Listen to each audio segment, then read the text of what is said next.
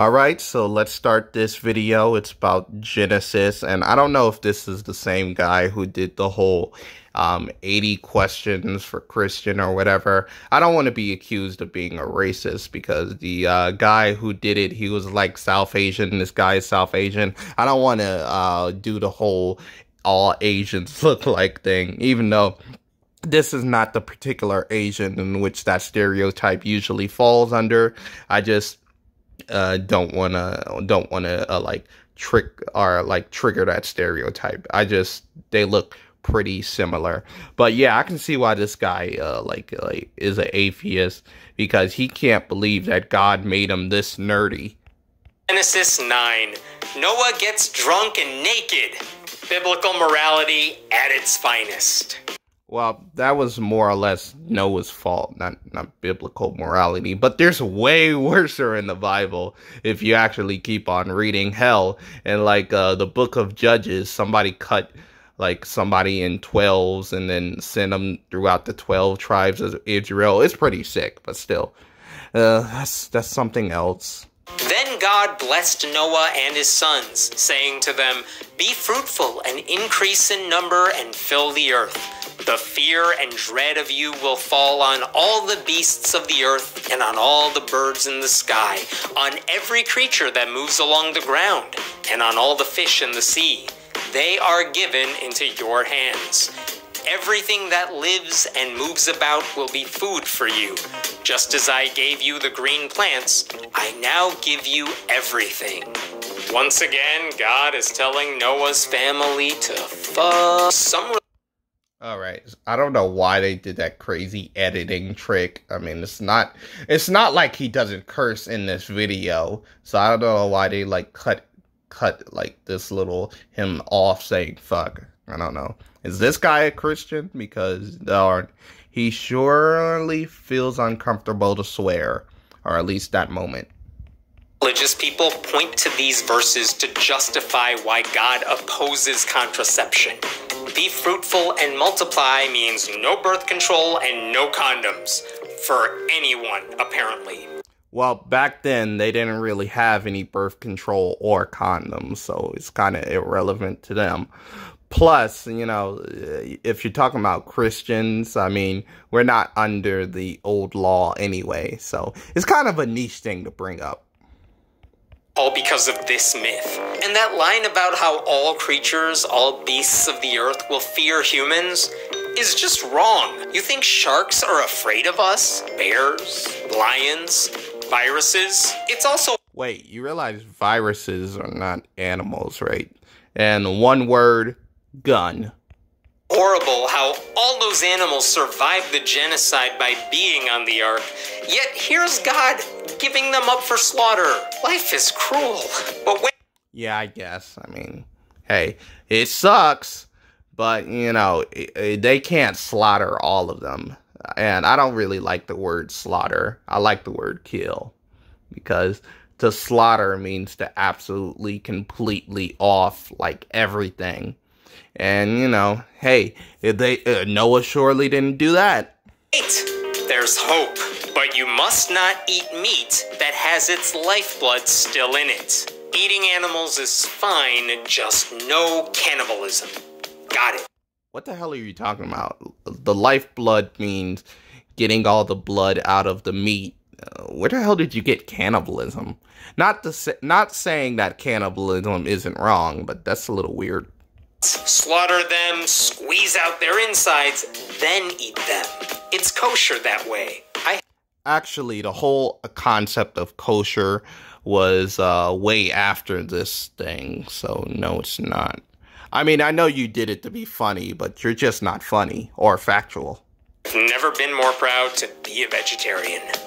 Wow, I've never been more ashamed to look at a vegetarian.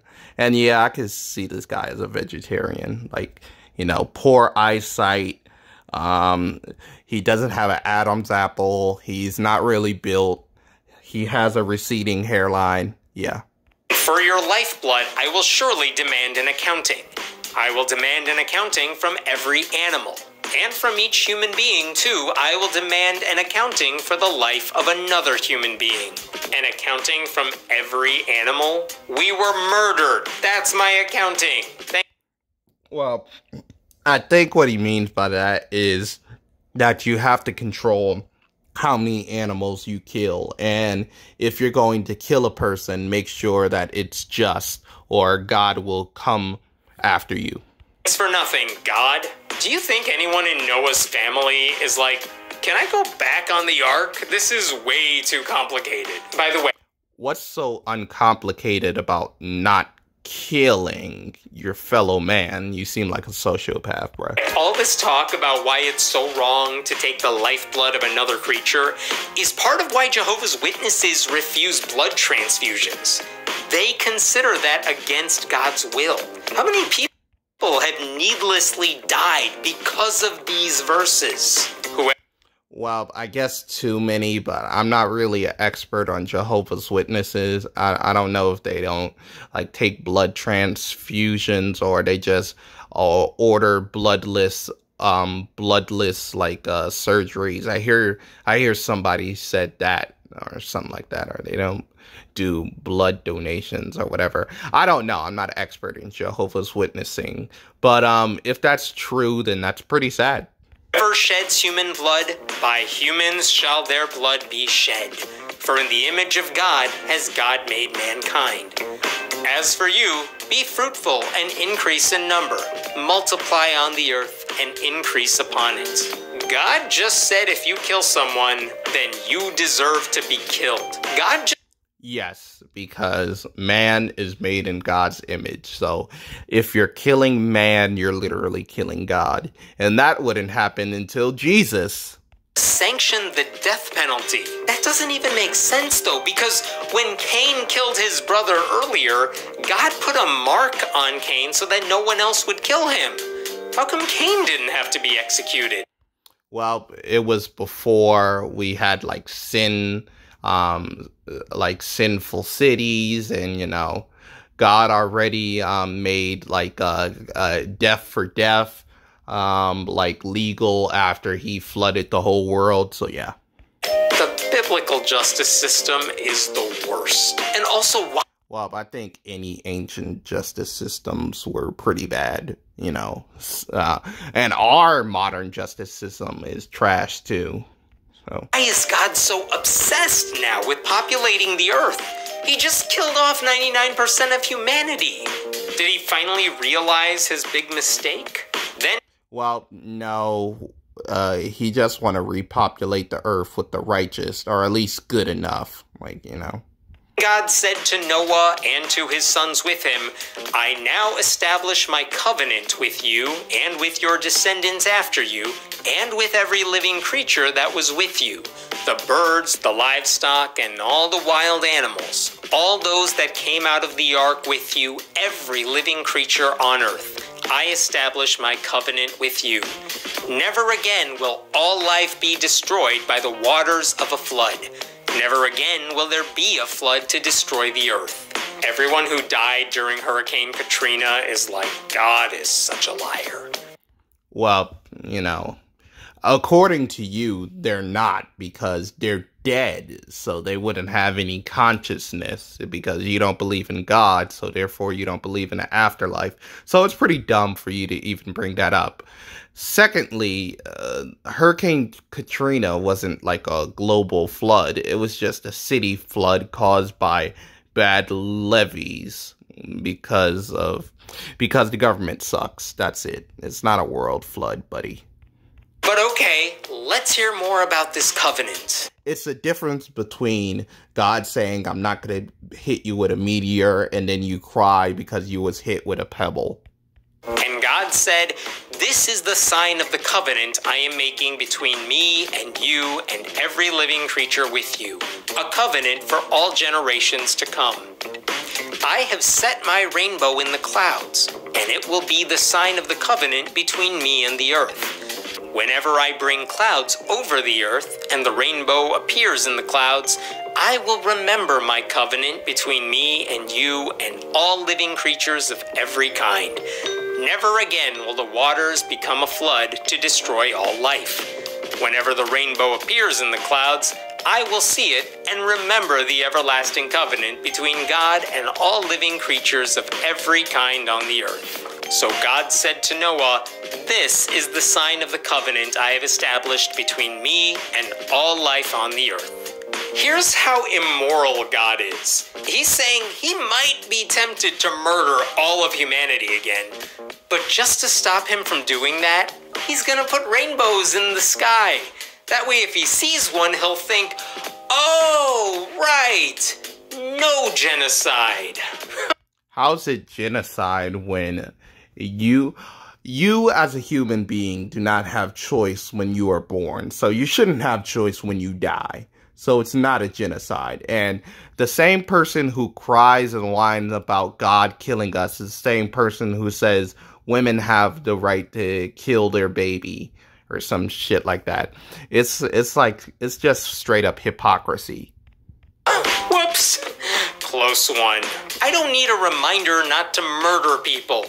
You don't either. Well, to be fair, you didn't give birth to the whole world or create all the life in the world. So you wouldn't even have the right to murder anybody or to at least stop life. That means we are both better people than God. And rainbows don't... Well, God's not a person, so I guess by default, you're a better person unless you're talking about our Lord and Savior, Jesus Christ. Always show up when there are clouds over the earth, or even after there's rainfall. What is God talking about? And just to state the obvious... Well, God is invisible, so I don't know how you would even see him or notice him, an invisible creature. Rainbows show up due to sunlight and raindrops. They were around more than a few thousand years ago. God didn't just poof them into existence after a global flood. Well, you know, some people say that it was like a double rainbow or it's a special rainbow. I don't know particularly. But yeah, we know how rainbows appear, buddy. So they could... Maybe it was a global rainbow that went across went across the whole world. That would have been a cool little trick. Function like an alarm on your phone. The sons of Noah who came out of the ark were Shem, Ham, and Japheth. Ham was the father of Canaan. These were the three sons of Noah, and from them came the people who were scattered over the whole earth. We all descended from Noah. Earth is just one big pile of incest. Noah... I guess, but even in evolution, we all descended from one person, like Lucy, or at least macro evolution from a shared ancestry between man and ape, I guess. So yeah, I guess you could count it as incest. A man of the soil proceeded to plant a vineyard. When he drank some of its wine, he became drunk and lay uncovered inside his tent. Ham, the father of Canaan, saw his father naked and told his two brothers outside. But Shem and Japheth took a garment and laid it across their shoulders. Then they walked in backward and covered their father's naked body. Their faces were turned the other way so that they would not see their father naked. What? Noah built his own winery, got so wasted that he stripped down to nothing, then fell over like a drunk frat boy. This is the best representative for humanity God could find? He's about... Well, yeah, it shows you how bad humanity was back then. 600 years old right now, too. I mean, that could not have been pretty. And I want you to ask yourself, when Noah wakes up from his drunken stupor in a moment, who is he gonna blame? The answer should be himself. But it won't be. When Noah awoke from his wine and found out what his youngest son had done to him, he said, "Cursed be Canaan. The lowest of slaves will he be to his brothers." Jesus! What did Canaan do? He's the son of the guy who told his brothers about their drunk dad so that they could cover him up. And yet Noah just punished Ham by sentencing Ham's son to slavery. That... Well, your descendants, like a father descendants, is like his proudest heir. So, you know, you would probably curse your grandson if, you know, you really wanted to get at him. Is some serious, crazy alcoholic behavior right there. Canaan did nothing wrong. Ham did nothing wrong either. He saw his drunk father and thought, he needs help. But he's getting punished. Again, what is up with biblical justice? And no joke, these verses have been used to justify actual slavery. A bunch of ancient myth tellers said God cursed the Canaanites, and countless people were subjugated for centuries because of it. He also said, Yeah, also the Canaanites, like, enslaved other people. People enslaved the Canaanites, and the Canaanites enslaved other people. Praise be to the Lord, the God of Shem. May Canaan be the slave of Shem. May God extend Japheth's territory. May Japheth live in the tents of Shem, and may Canaan be the slave of Japheth. Calm down, drunk man. After the flood, Noah lived 350 years. Noah lived a total of 950 years, and then he died. Drink wine, kids. It'll keep you alive longer. I guess the good... Well, back then the air was much more pure, so you would actually live like 10 times longer because, you know, you had less nitrogen. That's what people theorized, you know. And, you know, I guess it makes sense. News is that he didn't have any more children. Sucks for Canaan, though. Whenever someone tells you the Bible is a good book, just remember that many Christians think a drunk, naked man who cursed his grandchild into slavery for no good reason is everybody's ancestor. Yeah, you know, I guess that's how it is. But hey, like, subscribe, and share this video. I'm out, guys.